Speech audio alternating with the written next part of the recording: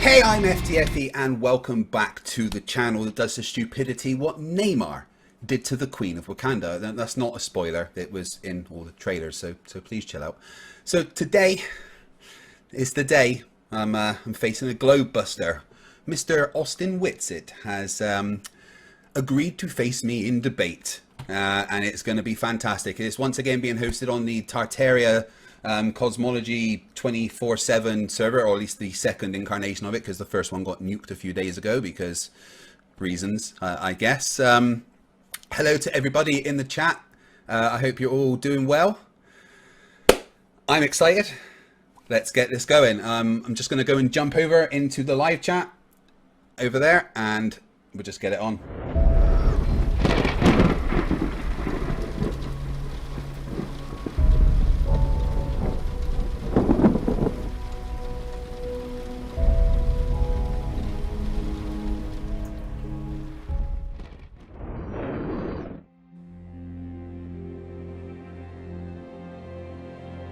We're living on a disk, floating through space, with a tiny sun.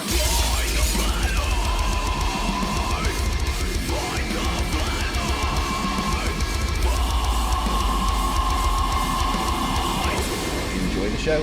Hey Shane, how you doing? Oh, hey Craig, welcome in. Thanks for coming in. Thanks for showing up, and thanks to Witsit for showing up and having this debate here for us, right? Hey, I'm FTFE. I run the channel FTFE, where I debunk nonsense conspiracy theories and bad science. I've been doing it for about 4 years now, and it's a lot of fun. Been trying to debate Witsit for quite a while, but you know, he rightly points out that I'm a horrible, horrible human being that shouldn't be spoken to under any circumstances. And you know, I've obviously just worn him down enough for him to agree to do this. No, seriously, thank you to Witsit, and thank you to Shane for sorting this out. Looking forward to the debate tonight. I've done quite a lot of prep, and I will try to not turn it into a dumpster fire, I promise. I'll yield the rest of my time. Yeah, what's up? My name is Witsit. I have chosen not to debate FTFE for a while, that's correct. Because he's, you know, he's super, super toxic usually and whatnot. But anyway, I actually have done no preparation for this, and I think it'll be okay. And basically, just to reiterate what Globers hate to hear, what is just objective, the default empirical position is that the Earth is a stationary topographical plane. And it's how we take all of our measurements and like a baseline. And it's how we always treat the Earth for all technology. And that's what all of our observations show us as the default position. So the burden of proof actually lies on the claim antithetical to all that observation. And what you will see almost assuredly tonight is there will not be one single evidence proposed for the globe that is void of fallacious reasoning, which speaks for itself. But yeah, it should be cool. Hopefully everyone stays chill and doesn't interrupt a lot, and then let's do it. All right, up to you, man. But I don't care. You want to attack what he just said, or come up with your own presentation, or then do it? Well, combine them, I guess. Yeah, I'll just go ahead and rebut that. It's cool. Okay, go for it. All right. So I guess he's claiming in summary that since a pendulum precesses, then that proves that the Earth spins. And that since it precesses relative to latitude, that proves that the Earth is a ball. Now, of course, in the opener, I made it very clear that you would never see any evidence put forth for the globe void of fallacious reasoning. Of course, just crying about the fact that I'm going to call out the fallacies the entire night doesn't somehow dismiss the importance of not being fallacious. This is called a begging the question fallacy. So you assume the very premise you are attempting to prove in order to allegedly prove it or establish it to be true. It's obviously insufficient. But of course, I will just use a hostile witness, and no, I don't have to believe everything that this person says. That's called an all or nothing fallacy. I know people get triggered when I bring up fallacies. It's because they're illogical people. So Einstein will tell you himself that sidereal rotation is not exclusive to the Earth moving or the sky moving, and that is interchangeable. In fact, that in a letter he wrote to Ernst Mach, he explains that there would be something called the Machian principle, would have a translation of motion, and that you would have centrifugal and Coriolis effect on an Earth that was stationary. The only difference would be is they would be actual as opposed to the pseudoscientific fairy tale of the spinning globe where they're fictitious. So that doesn't prove anything, of course. And then if you want to get into the specifics, of course, a Foucault's pendulum doesn't actually have an independent frame of reference. It's attached to the very thing it's allegedly detecting the motion of in a separate frame of reference. And supposedly established with the mechanism of it, but that's a cool story. And then Globers hate this, but yeah, you do have to start it. Of course, if it was establishing an independent frame of reference, then you wouldn't have to do that. That's intrinsically contradictory, no matter how many laugh emojis you drop or whatever, right? If you're claiming it's an independent frame of reference that's established, then it would independently move relative to the other frame of reference. You wouldn't have to start it. Now, of course, you would say it's just because of the precession, whatever. We'll pretend that it doesn't matter. They actually do stop over time. You have to keep them going. The Earth never stops spinning, though. I've never really seen very verifiable information that pendulums don't precess at all, ever, at the equator. People just say it. Of course, the people that did it in the South the first time don't get the results they wanted, and oftentimes in the South, the results constantly fluctuate. But again, it doesn't even matter because according to Einstein himself and relativity, which is the glue for your model, as stupid as it is, which we'll get into, there will be a translation of motion, so it can go either way. So you would literally have a motion translated to the Earth. Now, of course, Einstein, and the Globers assume that these stars are infinite distances away and, many, many light years within a near perfect vacuum of nothingness. So that for those stars to move around the Earth from that far away, they'd have to exceed the assumed constant speed of light, and that's why they would say it's not possible. None of that matters. We don't believe in any of those fairy tales. So anyway, if there is a sidereal rotation detected, which there is, and it's actually different than the solar rotation, it's not exactly the same. That actually goes to show you on its face that there's a difference between the rotations based on the actual movement of the bodies themselves, not the Earth. And then you have the wobble of the Earth changing the angle. You have alleged parallax, which is contradictory because it changes the angle. Then you have the elliptical orbit changing the angle of the sun. And all of this would change the difference between the sidereal and solar rotation. So anyway, and that's what this is all about, sidereal rotation. So in summary, I'm not keeping up with time at all, but basically you beg the question that the Earth's a spinning ball, then say that this confirms it. Now, if you had a vortex within a toroid, you would also get a drift. If you had a translation of motion with any medium of exchange, you would have a drift.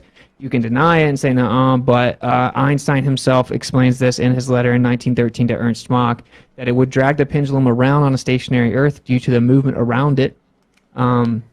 So it's as simple as that. And as to direct correlation with latitude, it's inconsistent and begs the question. And again, just to reiterate this, it's antithetical to the actual observation, which is that you claim you establish an independent frame of reference, but then you have to actually cause it to move, which shows it's the same frame of reference that is stationary, and then you're detecting additional change or motion once it's started on that stationary frame of reference. So yeah, there you go. It's nothing more than a basic begging the question fallacy from 1851. The first time they did it, it went the wrong way. They kept messing with it. It's inconsistent. When they're on display, they do use electromagnetic devices. You can occasionally get precession, but again, that doesn't actually prove that the Earth's a spinning ball, and this claim that it works perfectly everywhere on the Earth every single time is objectively not true. You guys don't want to talk about that, or every time you don't get the result you want, you claim it's user error, which is just begging the question and cherry picking. So there it is. Just to reiterate it for like the third time, Einstein himself said there would be a translation of motion due to the Machian principle if the sky is moving around a stationary Earth. This does not prove anything one way or the other. Cool, there you go. Oh, wait. He said something about a picture. Of course, pictures aren't proof of anything. A claimed picture of NASA from NASA is obviously very stupid, and I would hope that you would expect better quality pictures in 2022, but if that floats your boat, go for it. Heliocentrism is a religion that's never been proven. It's based on philosophy, the idea of the Copernican principle that the Earth must not be special. Hence why when you see people obsessively stalk flat Earth for years, and build entire channels about it, and constantly stalk all the proponents of flat Earth, they are almost always atheistic, nihilistic, materialists, because they cling on to this idea, this worldview, this philosophy, that the Earth is not special, nothing matters. They have no moral accountability, so there they can stalk people, talk down to them, treat them terribly, dox them, insult them, threaten them, constantly bash them with lies because there's no moral accountability. That may seem like a bit of digression or something. I'm not trying to poison the well, but I'm pointing out that this is actually built upon the idea that there is nothing special about the Earth, and that stems back to the idea that the Copernican principle is true and that the Earth does not occupy a special or unique position in the universe. Moving on, here is a depiction of a magnetic field. All magnetic fields have what's called an inertial plane. Now, I call it an inertial plane because it's an actual description of the phenomena, meaning unchanging at rest, a plane of inertia. It's oftentimes referred to as a block wall or block domain wall, named after the person that first discovered it. In every single magnetic field, there is a plane cut right through the middle of it. Now, of course, this is easy to explain on a flat Earth. We are this green portion right here through the middle. That is the plane. We reside within a dielectric plane, within the inertial plane. We observe the top half of the toroid. We have a vortex within it, which explains the sidereal rotation that is detected with interferometry, etc. And the globe does not have a working magnetic model to this day, Yes, we do. per all Ivy League schools and anyone that you could possibly bring up. So here's a picture of an inertial plane, a block wall within a magnetic field. Again, so this is just a magnetic film over top of it in a ferrocell image. We would basically, if you look at the bottom picture and were to flip it over, we would be looking up at the top half of the magnetic field. So this is where the inertial plane would be on the flat Earth, or which is actually just a topographical plane Earth, true Earth. The globe doesn't know where this is. Maybe Craig can end up offering some type of answer as to where the inertial plane is, but I doubt it, since Harvard can't do it, and most people that believe in the globe just kind of appeal to the consensus of mainstream academic sources. Here's another ferrocell image of it. If you look at the top left, Exactly. hopefully people will actually pay attention if they want to know the truth of their reality instead of just spiraling. But if you look in the top left here, you'll actually see like a flower of life geometric expression here. These are constructive and destructive lines of interference within the magnetic field. A ferrocell is an optical flat that has ferrofluid and oil inside of it. You then outline the outside with LED strips, and it shows you the actual interference lines within the magnetic field. You'll see to the right here in the middle you have a black hole, we'll call it, and that is actually the source of the magnetism. Counterintuitively to some people, actually, as that gets bigger, the strength that gets bigger proportion to the strength of the magnetic field, as opposed to the spatial extension of the field. But we won't get all the way into that. But that would be on the center of the Earth, of course, with the flat Earth. And then again here, if you see that white line in the bottom left picture of the ferrocell image, that's where the Earth would be. So let's see if this makes any sense looking at the actual data that we have from reality on the Earth. Well, here is a depiction of the magnetic flux on a flat projection. And as you can see, it matches perfectly with the ferrocell you see here in the top right of these images. It matches perfectly with what we see in reality. Now on a globe, this is all over the place, but you see that it matches perfectly with what the ferrocell image shows us would exist. And of course, we would be on the dielectric plane within the inertial plane, as the globe still can't explain that, not to be too reiterative, but moving on. So here is a video, and as you can see, this is the same thing that I showed you in the images. People always want a flat Earth model, and of course the globe doesn't even have a working model, so that's hilarious, and you can't even explain from the core out or accurate depiction of layers within the Earth's layers or what the magnetic field is, but that's where you live. You live within that. It's the only way that it could possibly exist and be sustained. So if you want to know where you actually live, or instead of just blindly believing the lie we were brainwashed with, just really soak that in. We reside within that. Now look at the interference lines. You will see that that's the flower of life depiction again, as you can see. And this would be able to be detected in certain portions of our life. This was reality. There's a better picture for you. Really take in the lines there. It will come up. Here's a visualization of how the movement would exist within this. This is just toroids. We have a hyperboloid and a toroid. Centrifugal divergence. And then centripetal convergence out from the center, basically center imposed, the inverse of two different motions. This is how magnetic fields work. Magnetism is not well defined or understood by mainstream particle physics or anything, but anyway. So here is actually a depiction rendered through a computer, like many, many terabytes of data taken over the course of a year, longitudinal declination and azimuth readings of the sun from the same longitude across the Earth. And this is what it renders out, the position of the sun on a plane. And it just so happens to make a toroid. This actually cannot be refuted. Each person perceives their own sun relative to their position, and that's what the data shows right there, is that it's actually a toroid, probably a coincidence. So here's the movement of the magnetic field. Of course, we are missing some land. When we map out the movement of this sun from all of that data, it actually is as if it breathes. So it's basically the breath of life over top of you, that same movement. What a coincidence that we look at the actual data of the Earth and we map the sun out, and it matches the toroid movement in and out that was showed to you in the visualization of a magnetic field perfectly. It's not a coincidence, of course. So this is just the actual raw data, many terabytes. I could give anyone the information if they want to see it. People love to talk about having a model for the sun. I just showed you 2 irrefutable positions of flat Earth that literally no baller will ever refute. Okay, so here's another depiction so you can fully take in the lines. Now let's see if we can find anything in reality that matches this. These are the cycles of the planets over top of the Earth. What a coincidence. Of course, I've never heard a baller ever respond to this or rebut. They love to claim there's no positive evidence. All of this is literally positive evidence. This is not positive evidence. Okay, This is you making soak it claims in. without positive evidence. This is positive evidence. The Earth is a plane that's stationary. No, it's These not. are all the movements of the planets, and as you can see, they match perfectly within that same geometric expression of the they don't. toroid. They're not the same. And this is not explained on the globe other than just a coincidence, or it doesn't really look like it matches to me, or whatever. It's So anyone that's perfectly being intellectually explained. honest would know that there's no way it's a coincidence. If someone was to explain to me how it matches perfectly within it, I guess that would be interesting. But yeah, so there you go.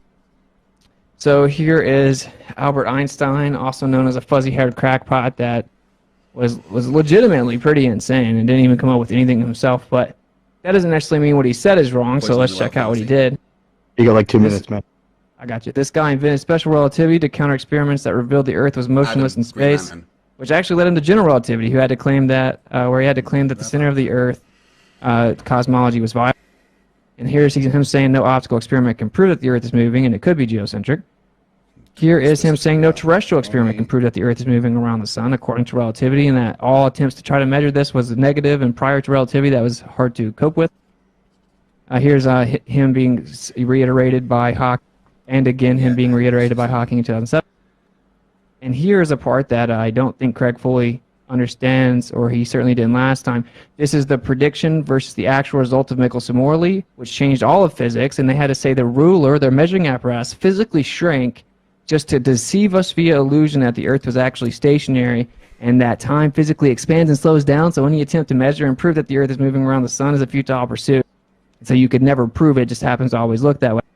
So in conclusion, just in case people don't understand, that's actually Albert Michelson who did it himself, and he's saying that this conclusion contradicts the explanation which presupposes that the Earth moves. And to this day, you must claim that everything is a magic illusion. The universe is a wizard with a wand constantly deceiving you via illusion to make you think the Earth is a spinning ball, even though it always shows you that the Earth is a stationary topographical plane. So there's there you go. Nice. Finished it. 30 seconds left. Almost like you clocked it. All right, Craig, you got 10 minutes to take apart what Witsit just presented. Ready to go? Yeah, cool. I mean, there was no positive evidence there. That was a lot of claims without any actual evidence, which was interesting to see.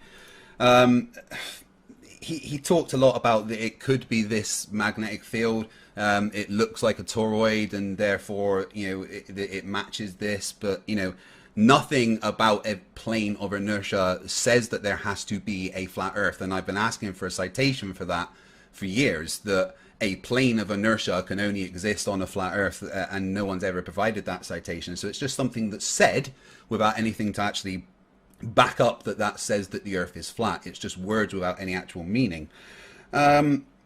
He brought up the picture of the black hole that was imaged and compared that with some toroidal shapes and geometric patterns. Wow, one thing looks like another thing. That means very little, and I don't really need to debunk the fact that one thing looks a little bit like another, because it didn't actually look like it. It looked sort of almost, maybe not quite like it. Yeah, that's how the medium reacts in a ferrocell. Brilliant. Earth isn't a ferrocell, so comparing Earth to a ferrocell, it's, you know, false analogy there. So yeah, I don't really know how to. A ferrocell does what a ferrocell does, because the medium is magnetic and reacts to magnetic forces. The Earth is not a ferrocell, so wouldn't react like a ferrocell, and I don't know why you think it would. You said there is no working magnetic field model for Earth. I would definitely like a citation for that, because I've got many citations that say, oh, here's the working magnetic model of Earth that we can teach to high school children. You showed all the maps you showed with things overlaid on. Obviously, they were all projections of a globe, so using them is a bit weird. And you even went, oh look, there's missing land, but we'll ignore that, whatever. Yeah, and the way that the magnetic flux works on a globe matches the predictions of what we expect. You just saying it doesn't work on a globe, because it looks different doesn't mean it doesn't work on a globe. I'd need you to actually explain specifically why it doesn't work on a globe. Then you went on to talk about the retrograde motions. And how, oh, look at the shapes, the patterns, it all matches the toroidal, geometric patterns. Well, no, they don't all, they're all different. They don't match. They're all their own pattern. They don't match the toroidal nonsense that you've been going on about. And then you said that no one can explain retrograde motion on our model, but retrograde motion is explained perfectly on the heliocentric model. Like, for instance, you'd be looking at Mars in the sky, and then Earth's orbit that is, slightly faster than Mars is in the sky. So Earth goes past Mars. So from the point of view of Earth, it looks like Mars is going back because you're going past it. And then as you're looking at it from another angle, it then starts to move forward again. That's just what happens when you are looking at another orbit out and going faster than it. That you expect to see that retrograde motion, and it's 100% predicted by the heliocentric model. Oh god. Started talking about the Max-Morley experiment and the results of that. Obviously, we know the results of the Max-Morley experiment were basically the aether does not exist. And when you're talking about how we can't trust the results exactly because of length contraction due to time dilation, well, the problem is that if you do the math for the expected length contraction over, the 11-meter arms of the Max-Morley experiment, the equation is length contraction equals LO, which is the original length, times the square root of 1 minus v squared over c squared. V squared is the velocity of the object. So in this case, we're looking at Earth, 30,000 kilometers a second, and c being the speed of light, 300,000 kilometers per second. Earth is 30. So when you plug in those details, when you plug in the velocity of Earth, v squared, and then the velocity of light, c squared, what you actually get is a contraction of those 11-meter arms of the Max-Morley experiment would only have contracted by 55 nanometers, which is 1/1000th the width of a human hair. So that would not have changed the results, the amount that Witsit is claiming to. He talked about when Einstein was saying about how, if things are rotating above us, it would, create a Coriolis effect on the Earth. However, he missed out the part where Einstein in the same sentence said the forces implied in that circumstance would be so small as to be basically unmeasurable. And he was also talking about a large shell rotating around a smaller circular mass. So, citing that is actually implying that the Earth is a globe in any case.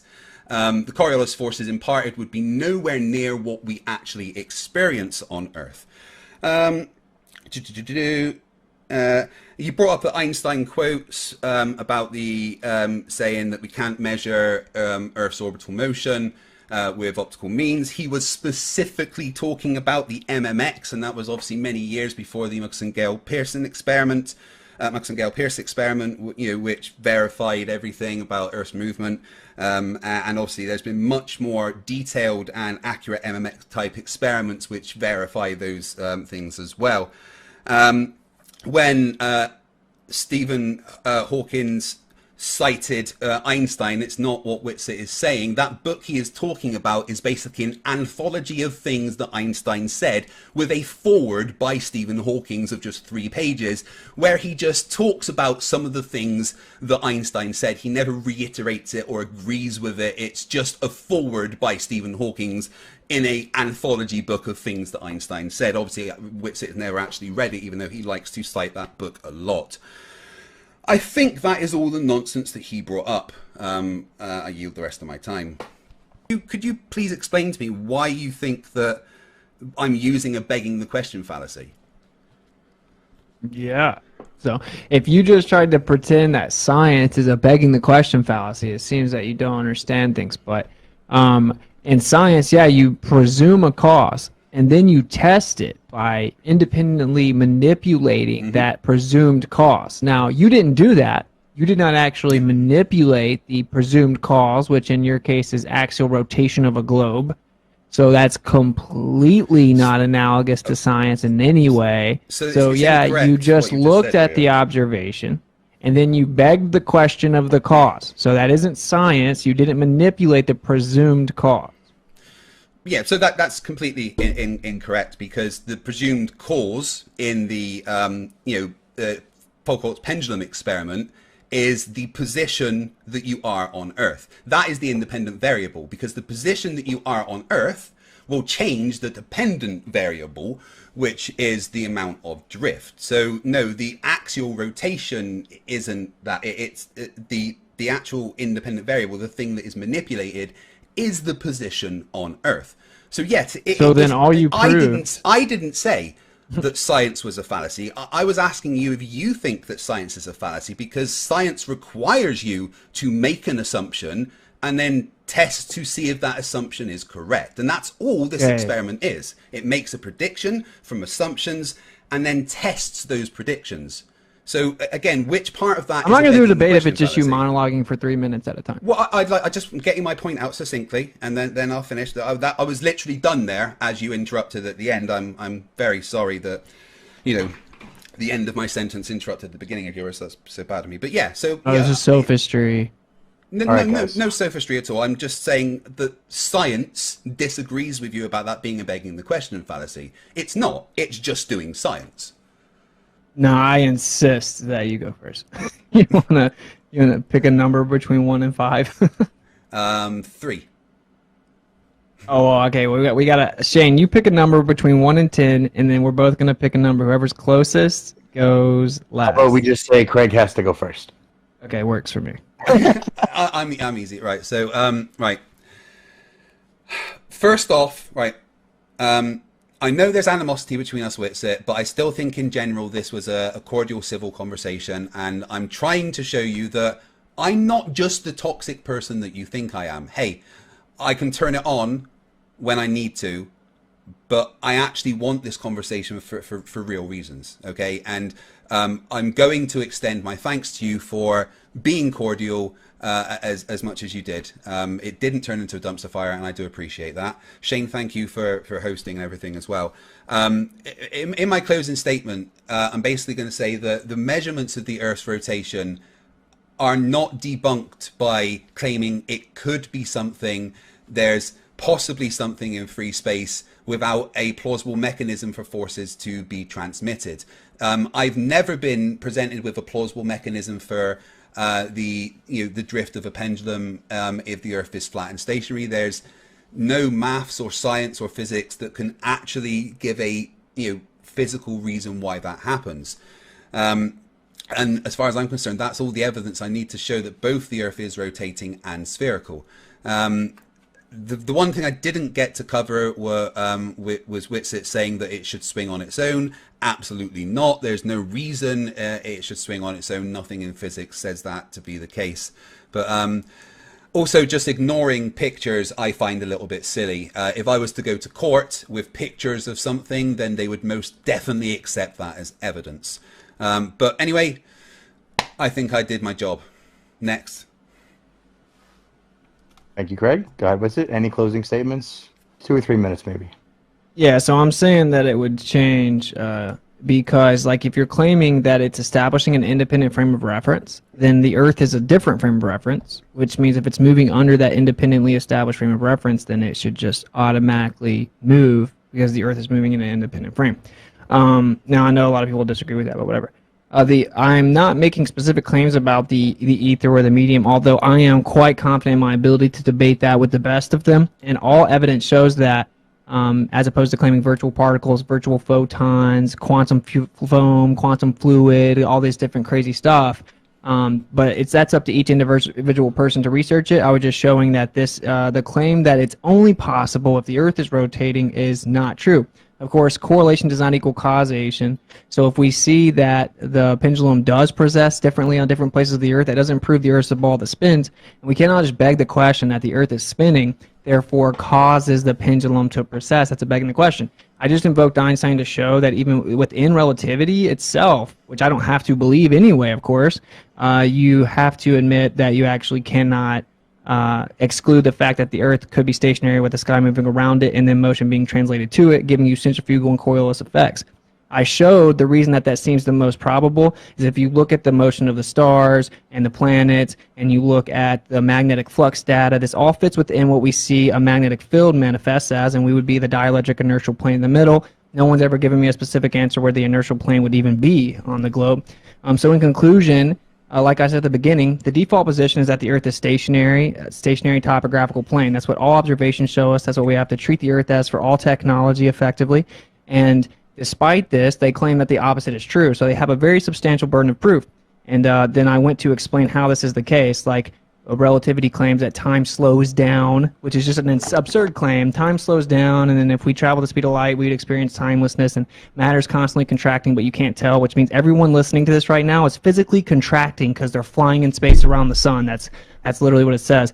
And so the point is that it basically, heliocentrism is a philosophy of the Copernican principle that you're insignificant, and it waves its magical wand that says everything you experience in life is an illusion, and the horizon looks horizontal but it's curved. The sun and the moon look like they're above the horizon during the selenium, but they're actually not. That's an illusion. It looks like the horizon's too far. That's an illusion. Looks like we see things too far. That's an illusion. Looks like the Earth is stationary. That's an illusion, and we could keep going.